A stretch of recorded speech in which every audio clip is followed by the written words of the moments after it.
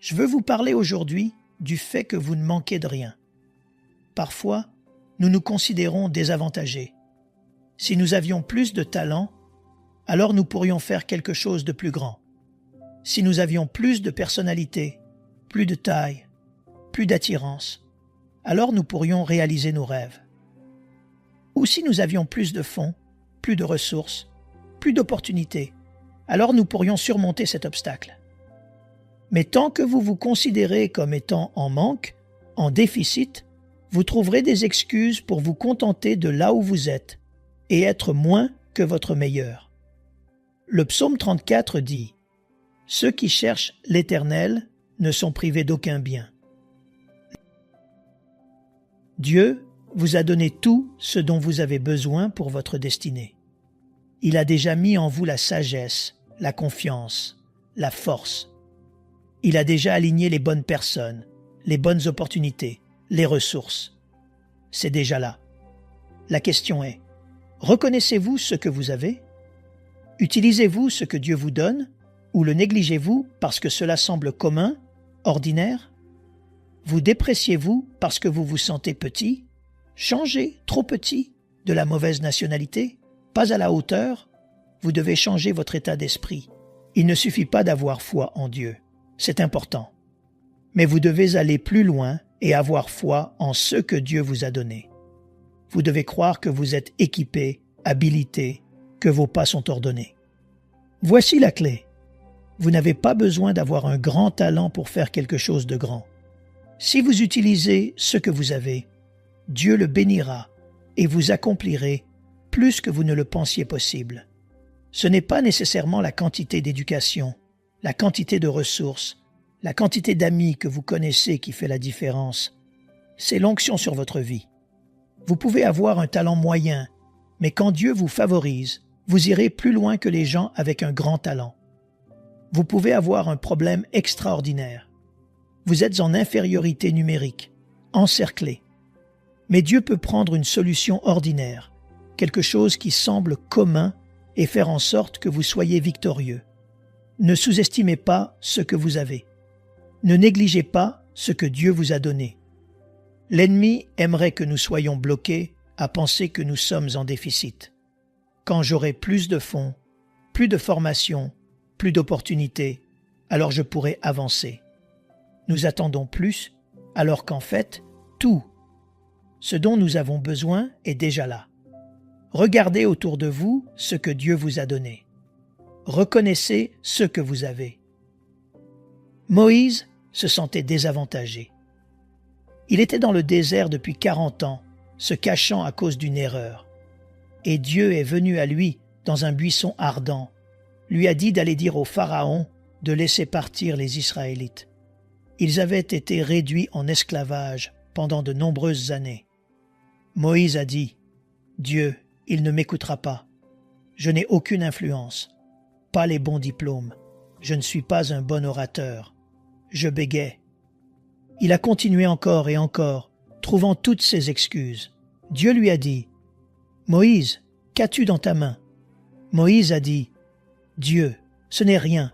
C'est juste un bâton, juste un morceau de bois que j'ai pris d'un arbre et que j'ai utilisé comme bâton pour mes animaux. » Dieu a dit « Jette-le à terre. » Il l'a jeté à terre et il s'est transformé en serpent. Dieu a pris quelque chose que Moïse avait, qui semblait commun, ordinaire, rien de spécial. Mais Dieu a soufflé dessus et c'est devenu extraordinaire. Il y a des choses que Dieu a mises dans votre vie qui semblent communes. Un talent normal, un quartier normal, un travail normal. C'est ordinaire pour nous. Mais quand Dieu intervient, des choses surnaturelles se produisent. Quand Moïse a vu ce serpent, le verset 3 dit qu'il était tellement terrifié qu'il s'est enfui en courant. On pourrait penser qu'il aurait été tellement émerveillé et inspiré qu'il aurait été plein de foi. C'est tout le contraire. Dieu lui a dit de ramasser le serpent par la queue. Il a fallu beaucoup plus de foi pour le ramasser que pour le jeter. Quand il l'a fait, il s'est retransformé en son bâton. Dieu lui montrait qu'il avait CE dont il avait besoin. Cela semblait ordinaire, insignifiant, juste un bâton. Mais s'il a besoin d'être une clé pour ouvrir une porte, Dieu le transformera en clé. S'il a besoin d'être un bouclier pour vous protéger, Dieu le transformera en bouclier. S'il a besoin d'être une provision pour financer votre rêve, Dieu le transformera en banque. S'il a besoin d'être un auditorium pour agrandir votre église, Dieu le transformera en centre de congrès. Chaque fois que vous dites à Dieu que vous êtes coincé, que vous êtes en déficit, que vous manquez de quelque chose, Dieu pose la question « Qu'as-tu dans ta main » Qu'est-ce que vous sous-estimez? Qu'est-ce que vous négligez, Joël? Je n'ai pas le talent, la formation, les relations. Je suis limité dans ma carrière. Eh bien, continuez simplement à être fidèle en utilisant ce que vous avez. Dieu prendra l'ordinaire et fera quelque chose d'extraordinaire. Vous faites le naturel et Dieu fera le surnaturel. Jésus a dit à ses disciples de rouler la pierre et il ressuscitera Lazare. Jésus aurait pu rouler la pierre. Il est Dieu. Il a parlé à la tempête et a calmé les vents. Pourquoi a-t-il dit à ses disciples de le faire? C'est ce principe. Si vous faites l'ordinaire, Dieu fera l'extraordinaire. Si vous faites ce qui est commun, Dieu fera ce qui est peu commun. Si vous jetez le bâton, pour ainsi dire, il le transformera en ce dont vous avez besoin. Quand mon père est parti pour être avec le Seigneur, je savais que je devais me lever et être pasteur de l'Église, mais je ne me sentais pas qualifié. Je n'avais pas la formation. Je n'avais jamais exercé de ministère auparavant. En plus de cela, mon père était un si grand ministre. Il était fort, dynamique, avait une grande personnalité. Et j'étais tout le contraire. Toutes ces pensées me disaient « Joël, tu n'es pas assez bien. Tu n'es pas comme ton père. » Voici la clé. Vous n'avez pas besoin de ce que quelqu'un d'autre a. Vous ne courez pas leur course. Vous avez ce dont vous avez besoin pour votre course. Ne vous comparez pas aux autres. Si vous vous concentrez sur ce qu'ils ont, leurs dons, leur apparence, leurs ressources, vous allez commencer à vous déprécier en pensant « Je ne peux pas parler comme mon père » ou « Je ne suis pas aussi attirant que mon cousin » ou « Mon collègue est tellement plus talentueux ». Si vous aviez besoin de ce qu'ils ont, Dieu vous l'aurait donné. Vous ne manquez de rien. Vous avez besoin de remplir votre but. Et j'étais tenté de me replier sur moi-même et de me sentir moins bien parce que mon père était un leader si doué. Je devais faire ce que je vous demande de faire. J'ai dit, Dieu, je n'ai pas ce que mon père avait, mais je crois que j'ai ce dont j'ai besoin pour ma destinée. Et je ne vais pas me comparer à lui. Je vais prendre ce que tu as mis entre mes mains, mes dons, ma personnalité, mon sourire, et les utiliser au mieux de mes capacités. J'ai commencé à parler semaine après semaine, et je ne savais pas vraiment comment écrire un message, et je n'avais pas une théologie profonde. Je parlais simplement de la bonté de Dieu et de la façon de vivre une vie de victoire. Les gens ont commencé à me dire « Joël, tu as un don. Tu as une si bonne façon d'expliquer l'Écriture et de la rendre pertinente. » Cela m'a toujours intrigué. Je me disais « De quoi parle-t-il, avoir un don? Je suis juste là à parler. » Ce qui me semblait ordinaire, Dieu a soufflé dessus et c'est devenu quelque chose de bien plus grand.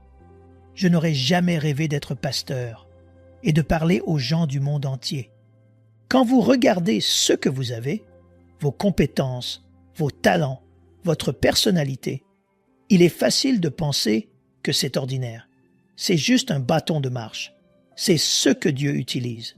Il y a quelque chose qu'il vous a donné qui va vous emmener à de nouveaux niveaux. Ce n'est pas spectaculaire, c'est ordinaire. Ne le sous-estimez pas. Ne vous promenez pas avec une mentalité défavorisée. Utilisez ce que vous avez et il prendra le naturel et fera quelque chose de surnaturel. Moïse a parlé au Pharaon et finalement il a laissé partir les Israélites. Mais alors qu'il partait, il a changé d'avis et a envoyé 600 de ses guerriers les plus habiles et tous ses chars pour les capturer et les ramener.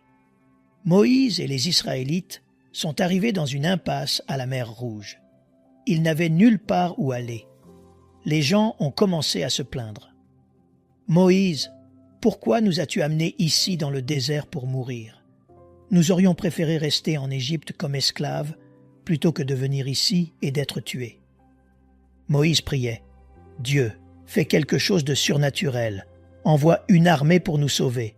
Fais pleuvoir l'enfer sur eux. » Dieu a dit au verset 16, « Pourquoi cries-tu à moi? Lève ta verge, étends ta main et sépare la mer. » Je peux entendre Moïse dire, « Dieu, tu veux dire que tu veux que je fasse quelque chose d'ordinaire? Tu vas encore utiliser ce bâton, cette chose commune. Tu veux que je le lève? » Quand il l'a fait, les eaux ont commencé à reculer. La mer Rouge s'est séparée. Le peuple a traversé sur la terre ferme. Nous cherchons le spectaculaire, mais souvent, cela commence par quelque chose d'ordinaire, quelque chose que nous pourrions facilement négliger. Pensez que c'est commun? Qu'as-tu dans ta main? Je suis juste un homme d'affaires. Je suis juste un étudiant. Je suis juste un architecte. Je suis juste une mère au foyer. Je ne ferai jamais rien de significatif. C'est ainsi que Moïse s'est senti là-bas dans le désert pendant 40 ans. Mais Dieu a mis quelque chose dans votre main, quelque chose qui semble ordinaire. Si vous osez lever votre verge, faire ce qu'il vous demande de faire, vous allez vivre ces moments de destinée où vous verrez des mers rouges se séparer. La délivrance des ennemis, des dons sortir que vous ne saviez même pas que vous aviez. C'est en vous. Dieu l'a mis là, avant votre naissance. Il vous a marqué pour la grandeur. Il a déjà fixé le moment où vous vous épanouirez à des niveaux que vous n'avez jamais rêvés. Maintenant, vous devez être d'accord avec lui. Cela n'arrivera pas si nous avons une mentalité de manque. Je n'ai pas le talent. C'est trop grand. Joël, j'ai une mer rouge devant moi en ce moment, une impasse. Qu'attendez-vous de moi? Lève ta verge, fais le naturel et Dieu fera le surnaturel. Il soufflera sur ta vie d'une nouvelle manière. C'est ce qui est arrivé à Samson. Il était entouré par les Philistins, une immense armée. Il n'avait pas d'armes, pas de protection. Toutes les chances étaient contre lui. Il a regardé autour de lui pour essayer de trouver quelque chose pour se défendre. Tout ce qu'il a pu trouver était la mâchoire d'un âne. Des os morts. Je suis sûr qu'il a pensé « Oh, super Dieu, j'ai besoin d'une épée, j'ai besoin d'un bouclier. J'ai besoin que des troupes viennent me sauver. Mais tout ce que j'ai, c'est cette mâchoire. » C'était courant. Beaucoup d'animaux morts dans le désert. Il aurait pu l'ignorer en pensant « Eh bien, ça ne sert à rien. » Mais il était assez intelligent pour réaliser que ça faisait partie de sa destinée. Ce dont vous avez besoin pour accomplir votre mission sera toujours à portée de main.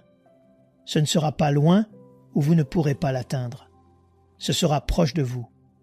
Faites attention à ce que Dieu met sur votre chemin et à qui il met sur votre chemin.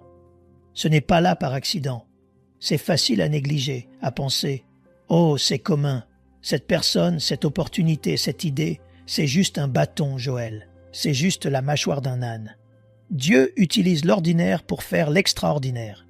Si vous reconnaissez ce que vous avez et que vous en êtes un bon intendant, alors vous verrez ce que Dieu préparait. Samson a ramassé cette mâchoire. L'Écriture dit que l'Esprit de Dieu est venu sur lui et qu'il a vaincu 1000 Philistins. Un seul homme.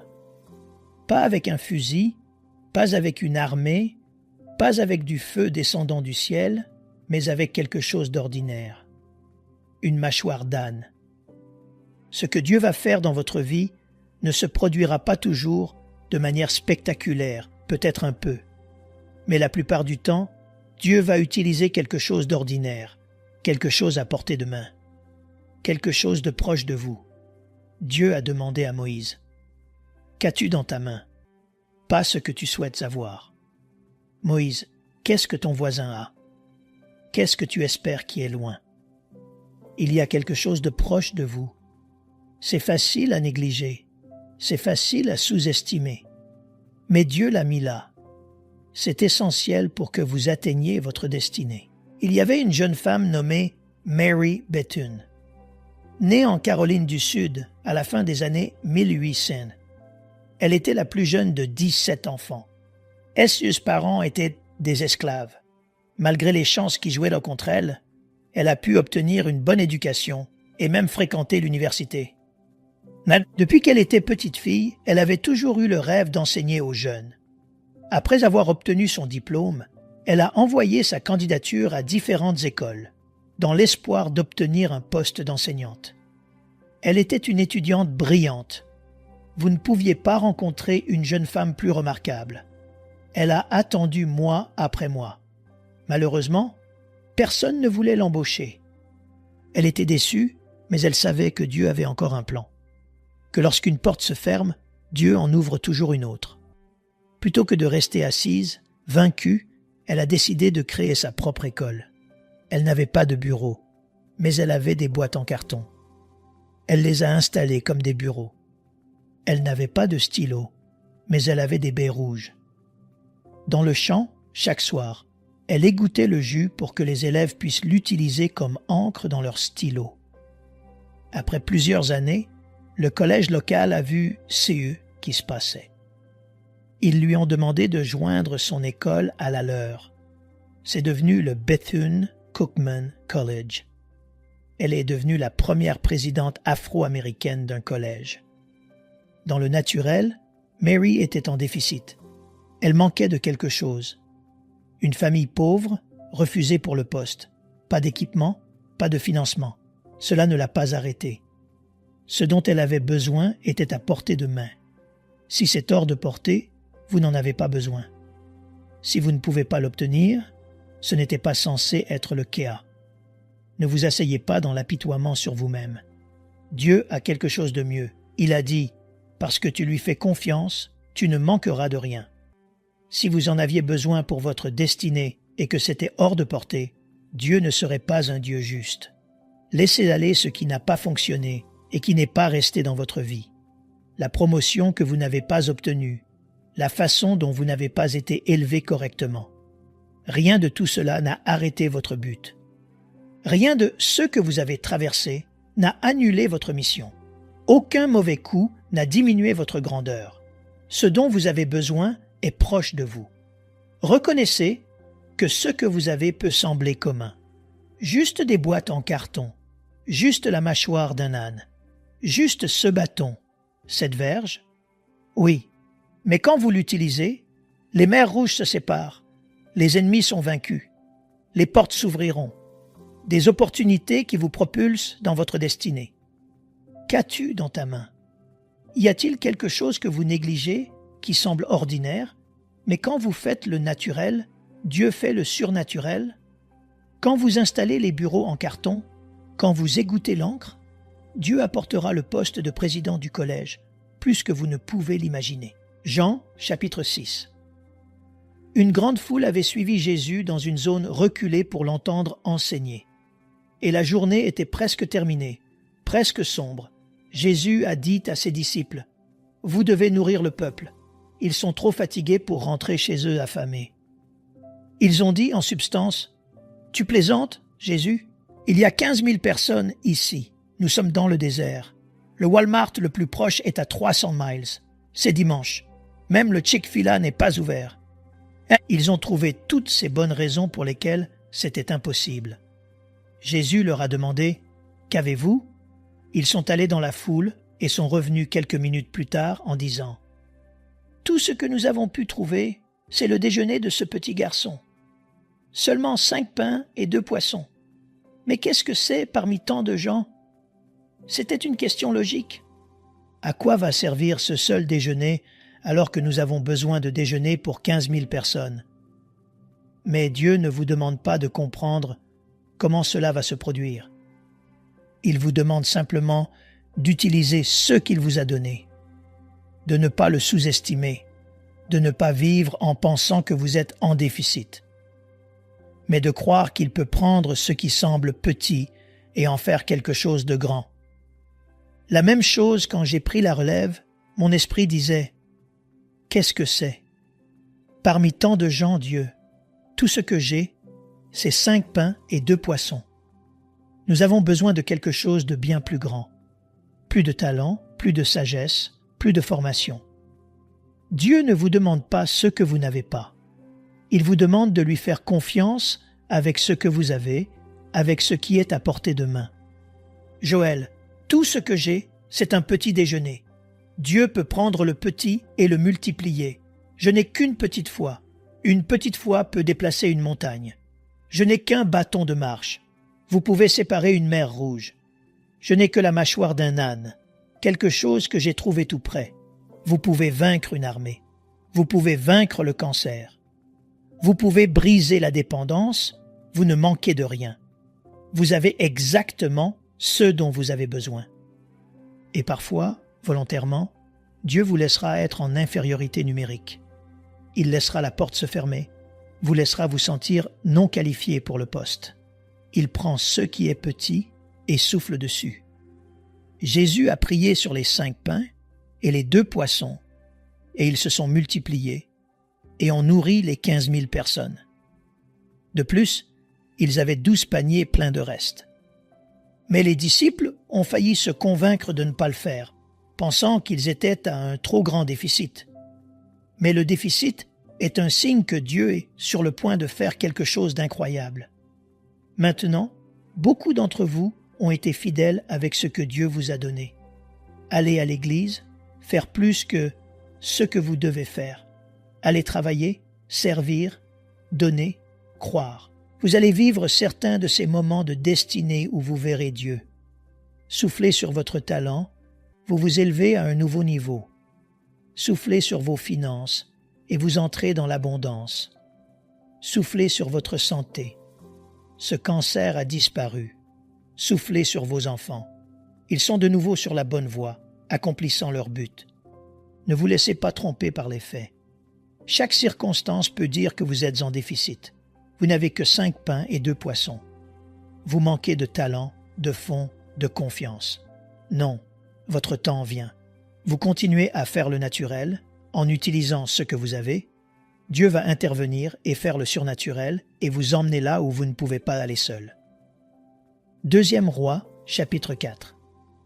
Il y avait une veuve qui essayait de survivre. Son mari avait servi avec le prophète Élisée, mais il était décédé, et il lui avait laissé des fonds pour vivre. Mais elle avait tout utilisé.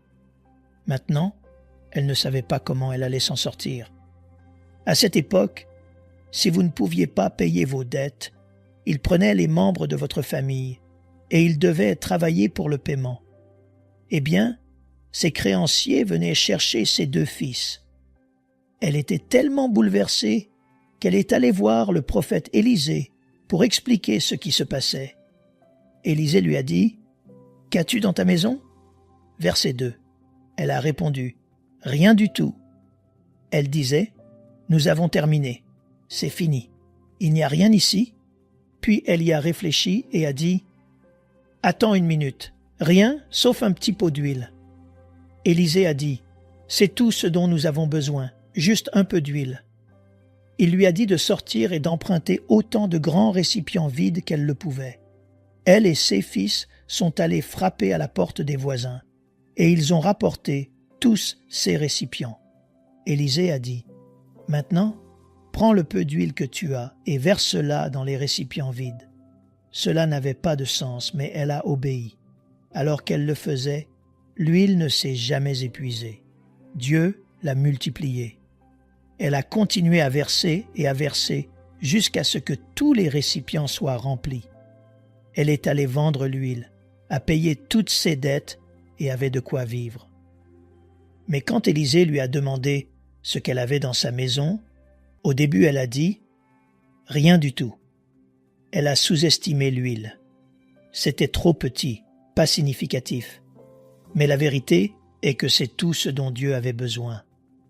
Elle regardait à l'extérieur, espérant qu'Élisée la sauverait.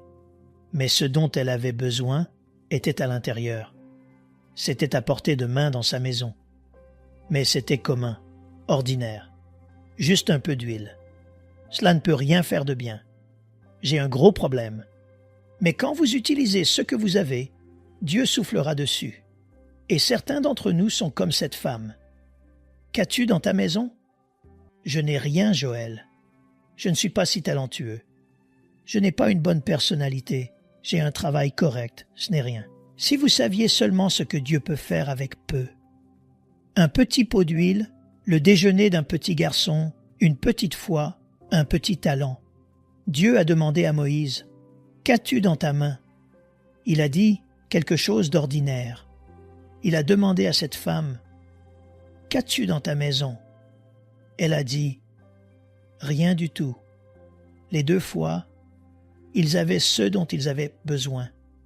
Ils ne l'ont tout simplement pas reconnu.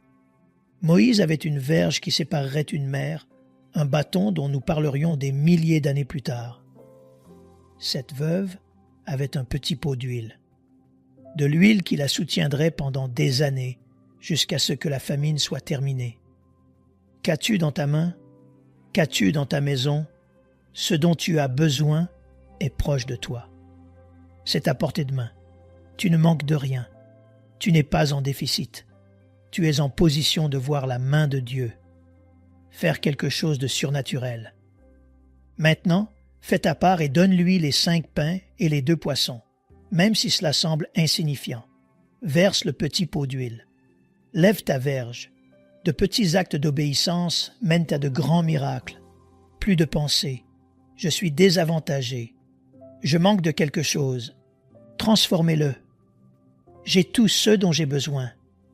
Je suis équipé, habilité et oint. Si vous faites cela, je crois et déclare que comme Moïse, des mers rouges vont se séparer dans votre vie. Des portes vont s'ouvrir. Des problèmes vont se résoudre comme pour cette veuve. Dieu va multiplier ce que vous avez et déverser l'abondance, des percées, la guérison, la plénitude de votre destinée. Au nom de Jésus. Et si vous le recevez, pouvez-vous dire Amen. Nous aimerions vous donner l'opportunité de faire de Jésus le Seigneur de votre vie. Voulez-vous bien prier avec moi? Dites Seigneur Jésus, je me repens de mes péchés. Viens dans mon cœur. Je fais de toi mon Seigneur et Sauveur. Et merci Seigneur pour le baptême du Saint-Esprit en moi. Dans le nom de Jésus. Par cette simple prière, nous croyons que le Saint-Esprit vous conduit sur le chemin de la nouvelle naissance. Allez dans une bonne église dont le fondement est la parole de Dieu, passez par les eaux du baptême et donnez à Dieu la première place. Nous espérons de tout cœur que ce message vous encouragera. Si vous connaissez quelqu'un qui puisse être encouragé, s'il vous plaît, envoyez-le lui pour nous aider à atteindre plus de gens et à propager l'Évangile. Édifions le corps de Christ ensemble. Appuyez sur la cloche des notifications et merci infiniment de nous soutenir en vous abonnant à notre chaîne. N'hésitez pas à laisser vos requêtes de prière dans la section des commentaires. Sachez que même si vous ne voyez pas de réponse à votre requête, que ce soit sur YouTube, email, Facebook ou sur Messenger, nous avons prié pour vous. Nous invitons humblement le corps de Christ à soutenir chaque requête en écrivant une prière dans la section commentaires. Tenez-vous ferme dans la foi avec nous pendant que nous prions. Que la grâce et la paix du Seigneur Jésus-Christ soient avec vous tous et qu'il vous bénisse merveilleusement.